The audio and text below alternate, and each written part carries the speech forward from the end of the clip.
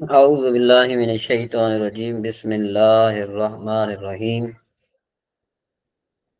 ماتن علیہ الرحمن نے ارشاد فرمایا المثنى وکلا مضافا الی مضمر، ٹھیک ہے جی۔ اس کے بعد پھر فرمایا واثنان بالالف وسنتان بالالف والیاء، یہاں تک یہ ماتن کی عبارت ہے۔ اس کا مطلب یہ ہے، وہ کہہ رہے ہیں کہ جو مثنیٰ ہے اور کلا ہے جو ضمیر کی طرف مضاف ہو، اور جو اسنان ہے ان کا جو اعراب ہے وہ یہاں پر اعراب کو بیان فرمانا چاہ رہے ہیں۔ اور اس سے پہلے چونکہ اعراب بالحرف ہی چل رہی تھی، جس میں یہ اعتراض کیا گیا تھا کہ بھئی اسماء ستہ مکبرہ کو پہلے کیوں بیان کیا گیا ہے، تو وہاں پر یہ جواب دے دیا گیا تھا چونکہ اس کا اعراب بالحرف ہے اور اس کے تینوں حالتوں میں تینوں حروف آتے ہیں اعراب کے طور پر، اس لیے اس کو بیان فرمایا۔ یعنی وہ اعتراض ہوا تھا کہ ترجیح بلا مرجع، تو ترجیح بلا مرجع نہیں بلکہ کیا ہے، ترجیح با مرجع ہے، ٹھیک ہے جی۔ تو اس کے بعد مصنف علیہ الرحمن نے فرمایا نا المثنى، شارح نے عبارت نکالی وما یلحق بہ، ٹھیک ہے جی، اور اس کے ساتھ جو ملحق ہو۔ در حقیقت یہ عبارت ایک اعتراض کا جواب ہے۔ اعتراض یہ ہے کہ کلا کا جو عطف ہے نا وہ مثنیٰ پر ہے، کلا و کلتا، دیکھو یہ کلا کا عطف جو ہے یہ مثنیٰ پر ہے، اس پر، ٹھیک ہے جی، یہاں پر ہے۔ اچھا، اور معطوف علیہ اور معطوف باہمی مغایر ہوتے ہیں، جس طرح دیکھو جاءنی زید و عمر، کہ میرے پاس زید اور عمر آئے۔ اب مجھے یہ بتاؤ کہ جو زید ہے وہ عمر کا مغایر نہیں ہے؟ مغایر ہے نا، ٹھیک ہے نا جی، ظاہر بات ہے، تو مغایر ہوا، تو کیا پتا چلا کہ جو معطوف علیہ ہے اور معطوف ہے ان میں مغایرت ہوتی ہے، جبکہ یہاں پر جو معطوف علیہ ہے وہ ہے مثنیٰ اور جو معطوف ہے وہ کلا، ان میں باہمی مغایرت نہیں ہے۔ کیوں کہ کلا بھی مثنیٰ ہے اور جو ہے نا کیا ہے کہ مثنیٰ بھی مثنیٰ ہے، تو لہذا کلا کا عطف مثنیٰ پر ڈالنا درست نہیں ہے۔ اس کا جواب یہ ہے کہ بات یہ ہے کہ یہ جو کلا ہے، کلا تثنیہ نہیں ہے بلکہ ملحق بتثنیہ ہے، کیونکہ تثنیہ کا مفرد تثنیہ کے الفاظ سے ہوتا ہے، لیکن کلا کا کوئی مفرد ہی نہیں ہے، تو لہذا یہ تثنیہ کے ساتھ ملحق تو ہے، ٹھیک ہے نا جی۔ اور جب تثنیہ کا ملحق یہ تثنیہ نہیں ہے تو لہذا یہ تثنیہ کا مغایر ہوا،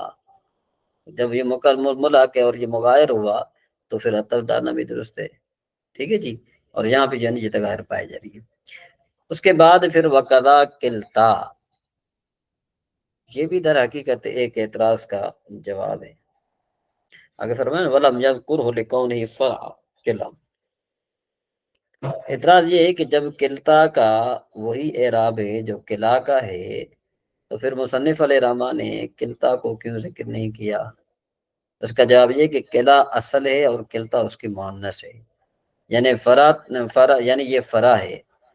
اصل کا ذکر فرع کا ذکر ہوتا ہے، تو کلا ذکر کرنے کے ساتھ کلتا بھی ذکر کے کلتا کا بھی ذکر ہو جاتا ہے، اس لیے ماتن نے کلتا کو ذکر نہیں فرمایا۔ پھر اعتراض یہ تھا ہے کہ چلو اگر آپ نے یہ کہا کہ یہ جو کلا ہے یہ اصل ہے اور کلتا جو ہے یہ اس کی مؤنث فرع ہے، ٹھیک ہے جی، تو پھر آپ دیکھیں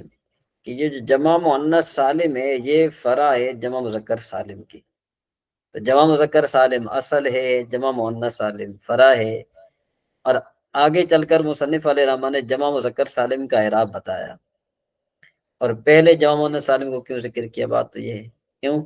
مصنف علیہ الرحمن کو پہلے ذکر کرنا ہی نہیں چاہیے تھا جمع مؤنث سالم، آگے جمع مذکر سالم کا ذکر آ رہا ہے، تو لہذا اصل کے ساتھ جو ہے وہ فرع کا ذکر ہو جاتا ہے، تو لہذا مصنف کو چاہیے تھا کہ وہ بعد میں اس کو جو ہے نا کہے کہ جمع مذکر سالم سے پہلے اس کو ذکر نہ کرتے، یا آپ یوں بھی کہہ سکتے ہیں کہ جمع مؤنث سالم کو ذکر کرتے ہی نہیں، کیونکہ جمع مذکر سالم کا ذکر جو آج رہا ہے۔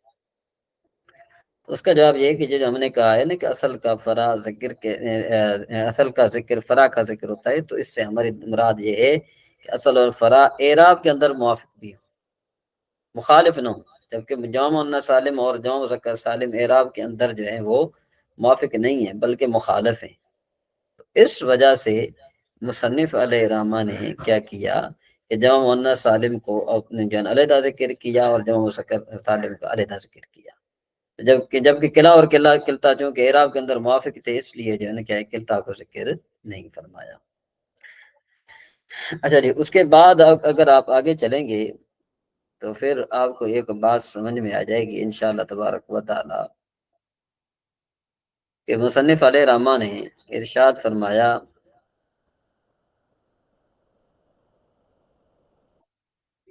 کہ حال کون قلع، ٹھیک ہے نا جی، حال کون قلع، یہاں پر آپ دیکھیں گے تو یہ آپ کو بات اچھے طریقے سے سمجھ میں آ جائے گی۔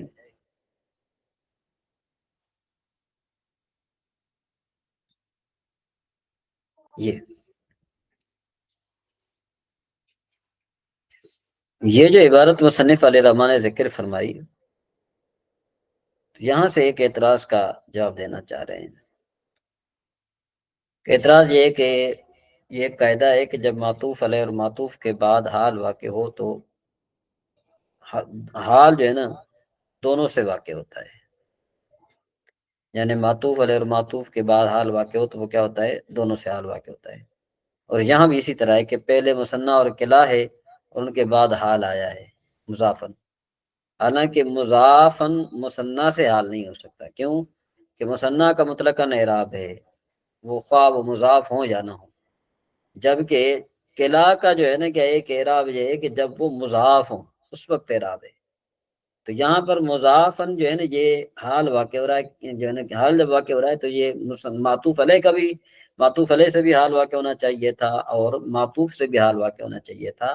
جبکہ یہاں پر جو ہے نا صرف معطوف سے تو حال واقع ہو سکتا ہے، معطوف علیہ سے حال واقع نہیں ہو سکتا۔ اس کا جواب یہ ہے کہ بھئی آپ نے یہ جو قاعدہ بیان کیا نا، یہ قاعدہ کلیہ نہیں ہے بلکہ اکثریہ ہے، کہ اکثر طور پر اس طرح ہوتا ہے کہ وہ حال دونوں سے واقع ہوتا ہے اور کبھی کبھار اس کے خلاف ہی ہو جاتا ہے، اور یہاں پر بھی اس کے خلاف ہے کہ مضافن دونوں سے حال واقع نہیں ہے بلکہ صرف قلع سے حال ہے، ٹھیک ہے جی۔ تو یہ لہذا یہاں پر جو ہے نا کہ اتنی بڑی بات نہیں ہے۔ اچھا جی، اس کے بعد اگر آپ دیکھیں کہ یہاں پر فرمایا مضمر کے بعد انما قید بذالک لان قلع باعتبار لفظ ہی، تو یہاں سے مصنف علیہ الرحمٰ جو ہے، یعنی یہاں پر مصنف علیہ الرحمٰ نے قلع اور قلتا کا اعراب ضمیر کی طرف اضافت کی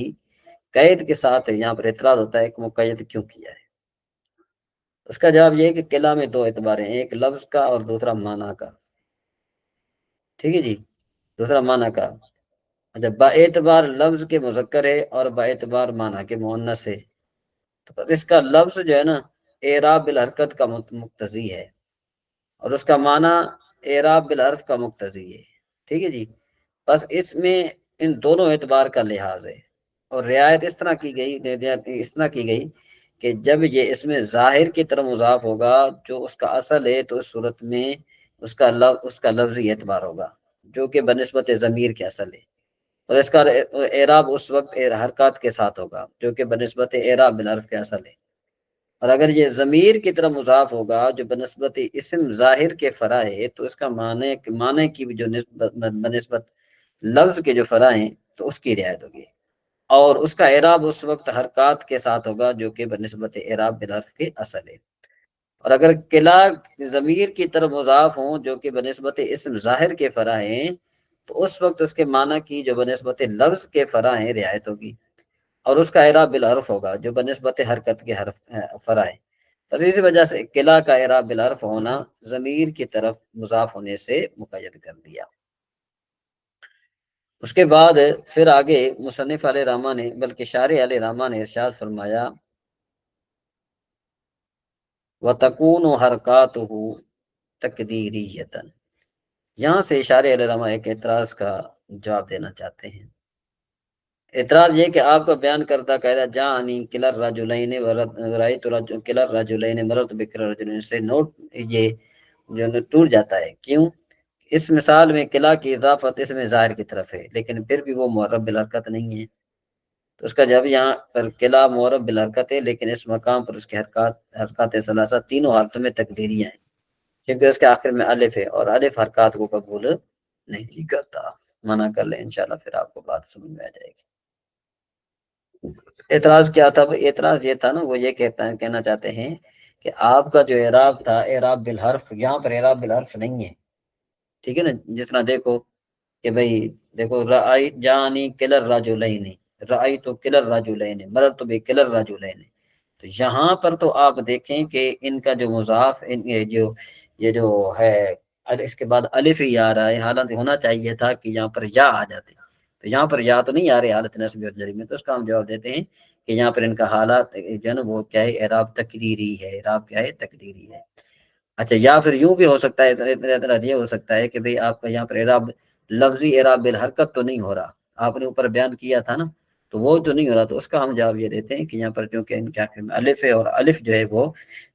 حرکات کے آنے سے مانے ہے، اس وجہ سے یہاں پر ان کا اعراب تقدیری ہے، لفظی نہیں ہے۔ امید ہے کہ آپ کو یہ بات سمجھ میں آ گئی ہوگی، اور اگر آپ کو بات یہ سمجھ میں نہ آئی ہو تو آپ کمنٹ وغیرہ کر سکتے ہیں۔